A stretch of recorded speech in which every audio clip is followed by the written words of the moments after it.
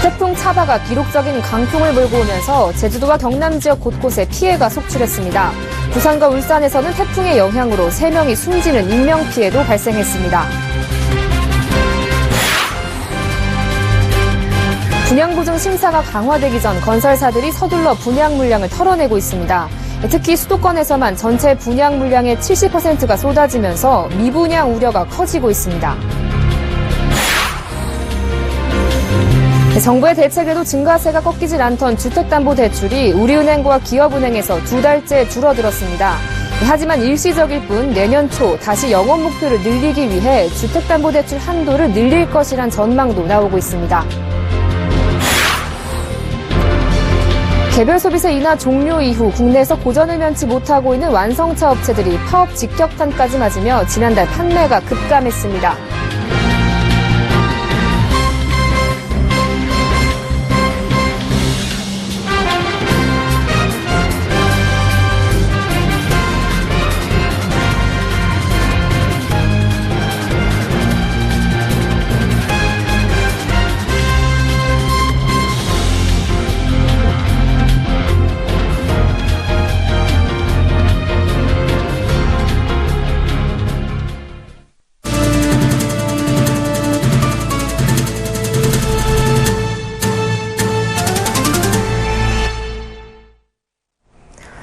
여러분 안녕하십니까? 10월 5일 생경제연장 오늘의 주요 뉴스입니다.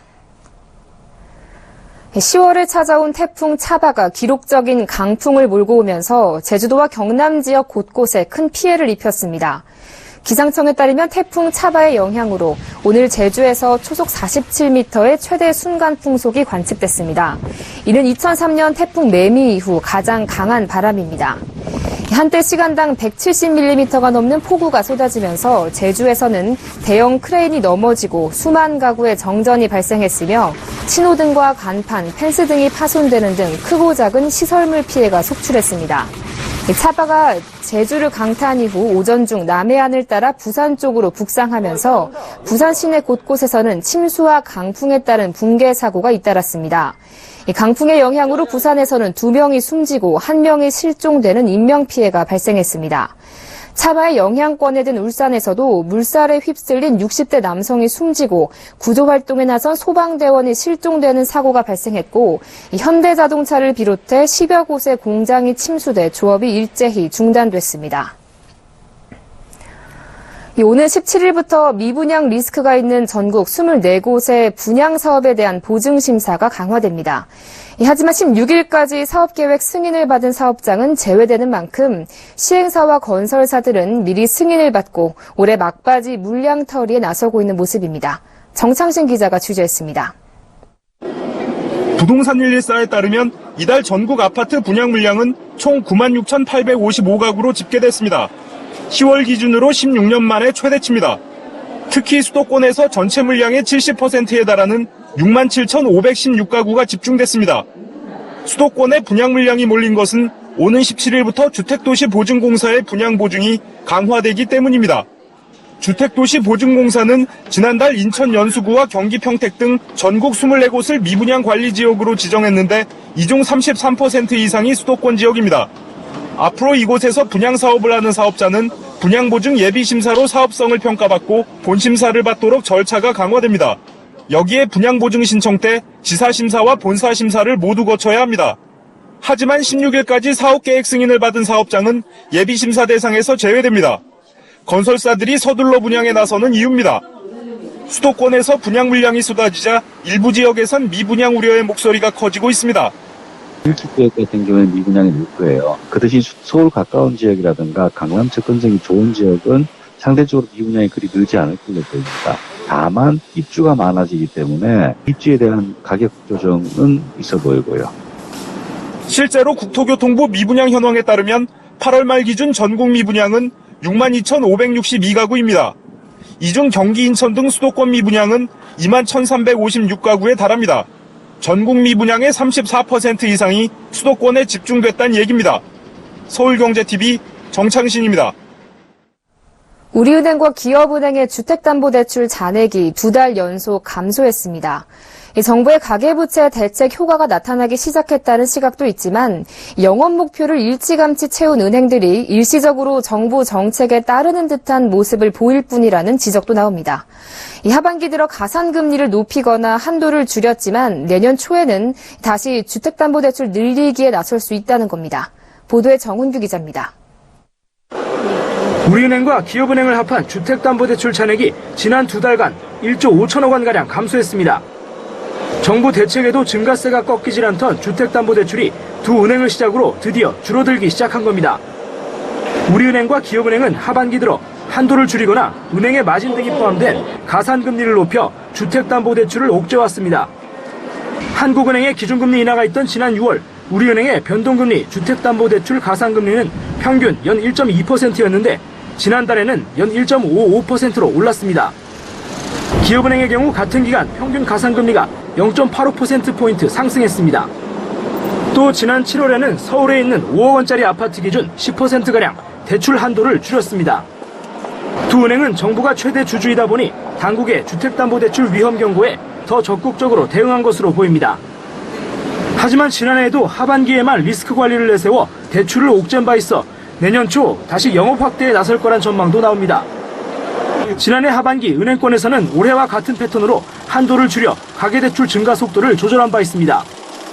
그러다 올해 시작과 동시에 우리은행과 기업은행은 한도를 이전 수준으로 다시 늘려 영업을 해왔습니다. 상반기부터 관리를 했다가는 영업 목표 달성이 어려워질 수 있다는 이유였습니다. 영업 목표는 채워야 하겠고 연말 결산 때 정부 눈치도 봐야 하다 보니 상반기에 최대한 대출을 많이 받아놓겠다는 겁니다. 실제 우리은행은 상반기 주택담보대출이 6조 원이나 불어났고 기업은행은 7월까지 1조 2천억 원 늘어 지난 한 해 증가 규모 9천억 원을 넘어섰습니다. 서울경제TV 정훈규입니다. 자동차 내수 판매량이 개별 소비세 인하 종료 이후 3개월째 감소했습니다. 9월에는 파업으로 인한 생산 차질까지 빚어지며 완성차 업체들의 판매 실적이 특히 저조했는데요. 자동차 산업의 비상등이 켜졌습니다. 김혜영 기자가 보도합니다. 현대차가 지난달 국내에서 판매한 차량은 41,548대, 지난해 9월과 비교하면 20.9% 감소했습니다. 기아차의 사정도 크게 다르지 않습니다. 기아차의 지난달 국내 판매량은 38,300대, 전년 동기 대비 14.9% 줄었습니다. 이로써 지난달 현대기아차의 내수 판매량은 지난해 같은 기간보다 18%가량 줄었습니다. 판매가 급감한 것은 개소세 인하 종료 여파와 파업으로 인한 생산 차질 탓으로 분석됩니다. 앞서 현대차 노조는 12년 만에 전면 파업에 나섰고 이후 5일 연속 파업으로 빚어진 생산 차질 규모는 3조 원대에 이릅니다. 기아차 역시나 9월 파업과 특근 거부가 이어지며 생산 차질을 겪었습니다. 지난달 초까지 부분 파업을 벌였던 한국GM도 상황이 녹록지 않습니다.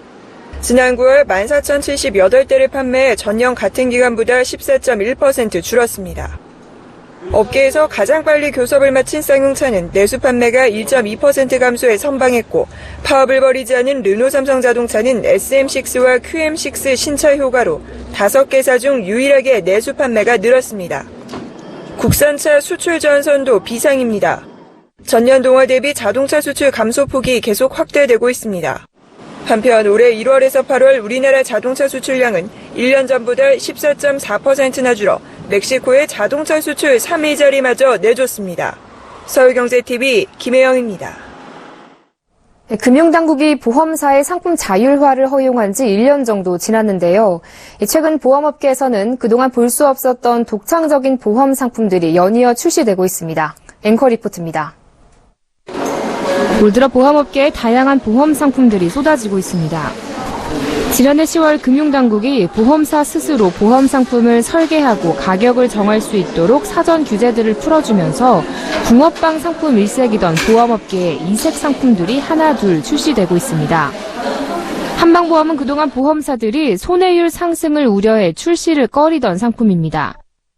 하지만 동부화재의 한방보험을 필두로 KB손해보험과 삼성화재, 메리츠화재 등이 한방치료비를 보장해주는 보험을 속속 내놨습니다. 롯데손해보험은 특정 사유로 결혼식이 취소될 경우 최대 500만 원을 보장하는 웨딩보험을 출시했고 현대해상은 드론 산업이 커지면서 드론 전용 보험도 내놨습니다. 이 보험 가격 자율화로 보험사들이 너도 나도 보험료를 올린 반면 일부 보험사들은 보험료가 상대적으로 저렴한 온라인 전용 보험의 출시를 늘리고 있습니다. 동양생명은 기존 2종이던 온라인 전용 보험에 보장성 보험 3종과 저축성 보험 1종을 추가해 6종으로 상품 구성을 확대했고, 미래에셋생명도 기존 실손보험과 달리 보험료 인상 없이 10년간 입원비와 치료비를 보장해주는 온라인 상품을 출시했습니다. 동부화재는 SK텔레콤과 손잡고 평소 운전 습관이 좋은 가입자에게 보험료를 깎아주는 자동차 보험을 출시했고, KB손해보험은 차 한 대를 부부가 번갈아 운전하는 경우 특약에 가입하면 부부가 각각 운전자 보험에 드는 것보다 보험료가 최대 40% 저렴해지는 상품을 출시해 3개월간 배타적 사용권을 획득했습니다. 서울경제TV 정한입니다. 지난달부터 저축은행에도 중금리 대출 상품인 사이돌 대출2가 출시됐지만 개별 저축은행들의 기존 중금리 대출 상품들은 여전히 활기를 띠고 있습니다.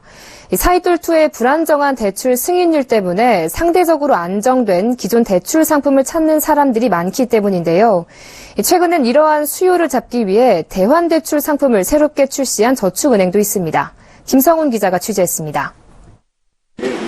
JT저축은행은 어제 높은 금리 부담을 낮추고 부채를 통합해 관리할 수 있는 채무통합론을 출시했습니다.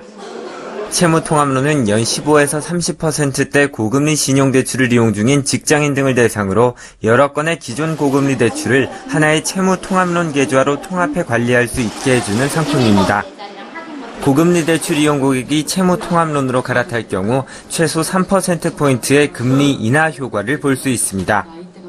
서민들의 고금리 부담을 낮추고자 지난달 초 사이돌 대출 2가 출시됐음에도 개별저축은행에서 새로운 대환대출 상품을 내놓은 것은 사이돌 2의 승인율이 기본적으로 낮은 데다 그나마도 들쑥날쑥하기 때문입니다. 실제 A저축은행에서 사이돌 대출을 거절당했다가 B저축은행에서 승인을 받는 사례들이 나타나고 금융감독당국도 급격한 대출 신청 증가 등을 이유로 낮은 승인율을 눈감아주고 있습니다.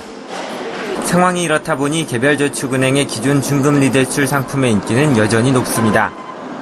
사전에 대출금리를 확정해 고객의 불안을 줄인 SBI저축은행의 중금리 대출 사이다는 사이돌2 출시 이후에도 한 달여 만에 실적이 100억 원가량 늘었습니다.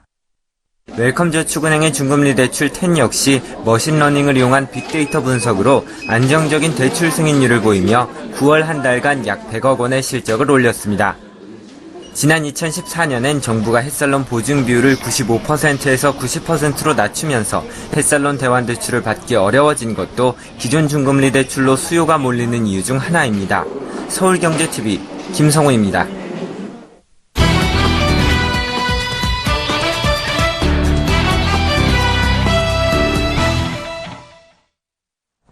네, 지난 금요일 중국 화장품 소비세가 폐지됐습니다. 세금을 현실화하고 내수를 진작하자는 취지로 화장품 소비세를 없애거나 인하한 건데요. 중국인 매출이 우리 화장품 업계에 미치는 영향이 적지 않기 때문에 관심이 높습니다. 우리 화장품 업계에 미칠 영향에 대해서 경제산업부 이보경 기자와 함께 짚어보겠습니다. 안녕하세요. 안녕하세요. 네, 중국의 화장품 소비세가 폐지됐다는데요. 이게 어떤 내용인지 구체적으로 설명해 주시죠. 네. 지난 1일 중국에서 화장품 관련해서 새로운 정책을 내놓은 건데요. 이달부터 일반 화장품의 소비세는 전격 폐지가 되고요. 고급 화장품의 경우에는 소비세가 인하가 되기로 된 것입니다. 일반 화장품, 그러니까 기초 화장품을 제외한 향수와 색조 화장품, 세트 제품 등의 소비세를 전격 폐지하고 고급 화장품의 경우에는 소비세를 30%에서 15%로 인하했습니다. 네, 이게 우리 화장품 업체에는 어떤 영향을 미칠까요? 네, 기업별로 영향이 좀 다른데요. 중국 현지 매출 비중이 큰 기업과 면세점 매출 비중이 큰 기업의 영향이 좀 다릅니다. 화장품 소비세가 폐지가 되면 중국 내의 화장품 가격이 인하됩니다. 그렇기 때문에 한국에서 사서 중국으로 가져가면 큰 이득을 남겼던 장점이 사라지게 됩니다. 자연적으로 중국인들은 한국 화장품을 중국 현지에서 더 사고 한국 면세점에서는 덜 사게 되겠습니다. 그렇기 때문에 화장품 업체별로 중국 현지 매출 비중을 살펴볼 필요가 있는데요. 우선 국내 1위 화장품 업체인 아모레퍼시픽은 국내 업체 가운데 중국 현지 매출 비중이 30%로 가장 큽니다. 그렇기 때문에 이번 소비세 폐지로 인한 가장 큰 수혜를 입을 전망입니다. 특히 아모레퍼시픽의 중국 에뛰드하우스의 경우에는 이번 소비세 인하로 30%의 가격 인하 효과가 나타나서 가파른 성장세가 예상되는데요. 이니스프리에 이어서 높은 성장세를 보이고 있는 에뛰드하우스는 올해 매출 500억 원 규모로 전체 중국 매출의 5%에 달할 전망입니다. 반면에 LG생활건강은 중국 현지 매출 비중이 5%로 높지 않고 면세점 비중이 상대적으로 크기 때문에 매출 성장률이 크지 않을 전망입니다. 실제 LG생건의 경우에는 지난 2년간 매분기 면세점 상승률이 70%에서 80%에 달했고 사실상 LG생건의 전체 매출 성장을 견인해왔다고 볼 수가 있습니다. 네, 최근에는 또 화장품 업체뿐만 아니라 ODM 업체들의 중국 진출도 활발한데요. 이 ODM 업체들도 영향을 많이 받을까요? 네, 그렇습니다. 이 코스맥스나 한국콜마와 같은 ODM 업체들이 중국 현지에 진출을 해서 활발하게 활동하고 있는데요. 이런 ODM 업체들이 가장 큰 호재가 될 것이라는 전망이 나오고 있습니다. 한국 화장품 ODM 업체들의 색조 화장품에 대한 가격 경쟁력이 크게 제고될 것이라고 예상이 되기 때문인데요. 이 그래프를 보시면요. 색조 화장품에서 한국 ODM 업체들은 중국 ODM 업체들에 비해서 9%의 소비세를 더 내고 있습니다. 그렇기 때문에 판매가에서 13%에서 15% 정도 차이가 났는데요. 그러나 이 소비세가 폐지가 되면서 판매가 차이가 6%로 크게 줄었습니다. 그동안 소비세는 한국 ODM 업체들의 가격 경쟁력 약화 원인이 됐는데요. 이제 공정한 경쟁이 되면서 코스맥스와 한국콜마로의 색조 ODM 발주가 크게 늘 것으로 예상이 됩니다. 네, 조금 다른 얘기긴 한데요. 이 중국 얘기가 나왔으니까 한번 물어보겠습니다. 이 얼마 전 사드 배치 문제로 우리 화장품 기업들이 크게 휘청였는데 지금은 어떻습니까? 네, 이 사드 배치 영향은 아직도 좀 살펴봐야겠지만 현재 시점으로는 영향이 미미하다는 평가가 나오고 있습니다. 국경절 연휴 기간 동안 사드 배치 논란으로 인해서 유커가 좀 급감할 것이라는 우려가 나왔는데요.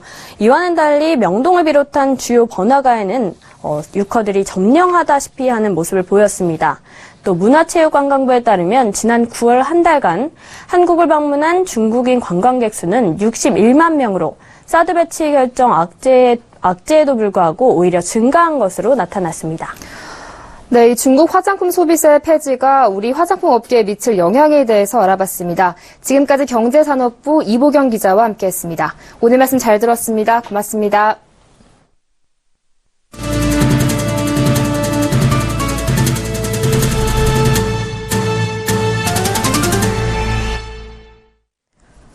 정부의 긴급 조정권 발동 검토에 맞서 현대자동차그룹 계열사 노조가 전면 총파업이라는 카드를 꺼내들었습니다. 노동계에 따르면 민주노총 금속노조 산하 현대차그룹 지부지회 대표들은 오늘 서울 정동회의실에서 대표자 회의를 열고 고용노동부의 긴급 조정권 발동 검토에 맞선 총파업 계획을 결의했습니다. 이기권 고용노동부 장관은 지난달 28일 조속한 시일 내에 현대차 노사 간 합의가 이뤄지지 않고 파업이 지속된다면 긴급 조정권 발동을 검토하겠다고 밝혔습니다. 긴급 조정권은 노조 파업이 국민의 일상생활을 위태롭게 하거나 국민 경제를 해칠 우려가 있을 때 발동합니다. 금속노조 현대차그룹 지부지회 대표들은 정부가 현대차 노조 파업에 긴급 조정권을 발동한다면 현대차그룹 계열사 소속 모든 노조는 전면 총파업에 들어가겠다고 결의했습니다. 금속노조 현대차그룹 지부지회에는 현대차와 기아차, 현대로템, 현대제철, 현대캐피코 등 현대차그룹의 주요 계열사 노조가 소속돼 있는데 4만 4천 명의 현대차 노조원을 비롯해 총 노조원 수는 9만 8천 명에 달합니다. 노동위원회의 쟁의 조정 절차를 모두 마쳤기 때문에 파업에 들어가더라도 불법이 아니라는 것이 금속노조의 판단입니다. 올여름 폭염의 영향으로 채소값이 폭등하면서 소비자 물가 상승률이 7개월 만에 최고치를 기록했습니다. 통계청은 9월 소비자 물가 지수가 지난해 같은 달보다 1.2% 상승한 111.37을 기록했다고 밝혔습니다. 8월과 비교하면 0.6% 상승한 수치입니다. 9월 물가를 끌어올린 것은 신선식품으로 신선 채소가 전년 동월 대비 52.5% 오르면서 상승을 이끌었습니다. 다만 저유가 여파와 전기요금의 한시 인하 효과로 전기와 수도, 가스 요금은 1년 전보다 하락한 것으로 나타났습니다. 통계청은 전체적으로는 저유가 영향이 계속되고 있지만 서비스 물가 상승세도 유지되고 있고 폭염으로 인해 농축수산물 물가가 크게 올랐다고 설명했습니다. 경찰청 특수수사과는 케이블 방송 사업자 CJ헬로비전이 200억 원대 허위 세금 계산서를 발급 매입해 매출을 부풀린 혐의를 잡고 서울 마포구 상암동 CJ헬로비전 본사를 압수수색했습니다. CJ헬로비전은 2013년에서 2014년 부동산 개발 사업에서 통신 설비를 공급하거나 태양광 발전 사업에 참여한 양 가장에 230억 원어치의 허위 세금 계산서를 업체에 발급하거나 발급받은 혐의를 받고 있습니다. 경찰은 CJ헬로비전 소속 지역방송이 용역물품 지급계약 과정에서 비용을 과다 계상한 뒤 차액을 돌려받는 수법으로 매출액을 부풀린 정황을 확인, 이 과정에 CJ헬로비전 본사가 개입했을 것으로 보고 수사를 벌여왔습니다. 경찰은 이날 CJ헬로비전 본사에 수사관 17명을 보내 기업 영업 관련 계획서와 실적 자료, 회계 자료 등 증거를 확보했습니다. 압수수색 후 압수물 분석이 끝나면 본사 관계자들은 차례로 불러 사실관계를 확인할 계획입니다. 국내 은행이 해외에 설립한 점포의 상반기 당기 순이익이 지난해보다 많이 감소한 것으로 나타났습니다. 금융감독원에 따르면 지난 상반기 국내 은행의 해외 점포의 당기 순이익은 3억 1천만 달러로 작년 상반기 대비 17.5% 감소했습니다. 지역별로는 영국에서의 순이익이 3,500만 달러 줄어 감소폭이 가장 컸고 베트남과 일본 등에서도 2천만 달러 안팎으로 순이익이 뒷걸음했습니다. 다만 인도네시아의 경우 지난해와 비교해 9,600만 달러 순이익이 증가했습니다. 한편 국내 은행들이 상반기 해외 점포에서 얻은 순이익은 은행권 총 당기 순이익 중 19.2%를 차지했습니다. 국내 은행이 전체 순이익의 5분의 1을 해외 영업망에서 올렸다는 의미입니다. 6월 기준 국내 은행의 전체 해외 점포는 39개국 중 173곳으로 지난해 말보다 3곳 더 늘어났습니다. LG경제연구원은 2017년 경제전망 보고서에서 한국 경제가 내년에 수출과 내수의 부진으로 성장률이 2.2%에 그칠 것으로 전망했습니다. 지난 7월 제시한 2.3%에서 0.1%포인트 낮춘 수치입니다. 글로벌 브랜드 컨설팅 업체 인터브랜드가 발표한 글로벌 100대 브랜드 평가에서 삼성전자의 브랜드 가치가 처음으로 500억 달러를 돌파하며 세계 7위에 올랐습니다. 현대차와 기아차는 각각 35위와 69위를 차지했습니다. 가습기 살균제 사망 사건을 수사하는 검찰이 최대 가해업체인 옥시레키 벤키저의 거라브 제인 전 대표에 대해 범죄인 인도 절차를 진행하기로 했습니다. 금융위원회는 당장 적자를 내더라도 미래 성장성이 있다고 평가받는 기업에 대해 코스닥 시장에 적극적으로 상장시키는 상장 공모제도 개편 방안을 발표했습니다.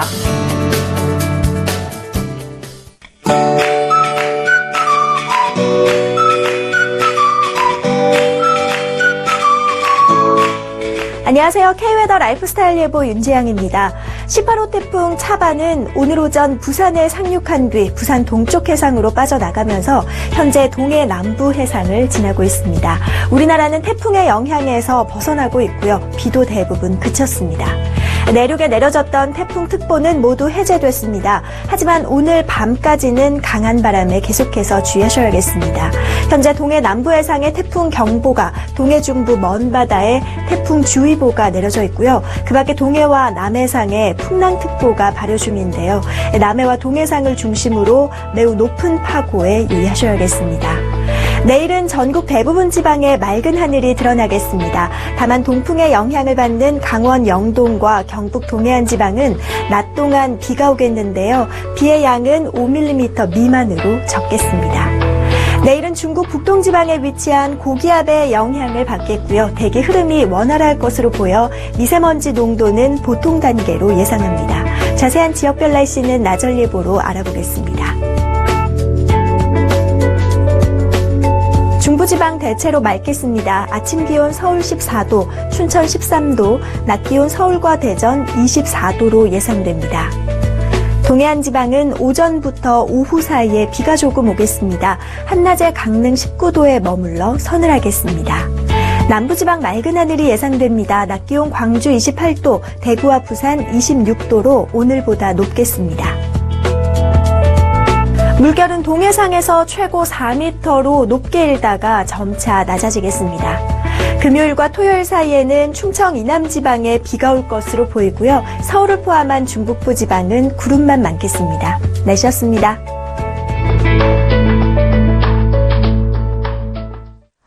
네, 생경제원장 오늘 준비한 소식 여기까지입니다. 이 태풍의 피해가 하루빨리 수습되길 기원합니다.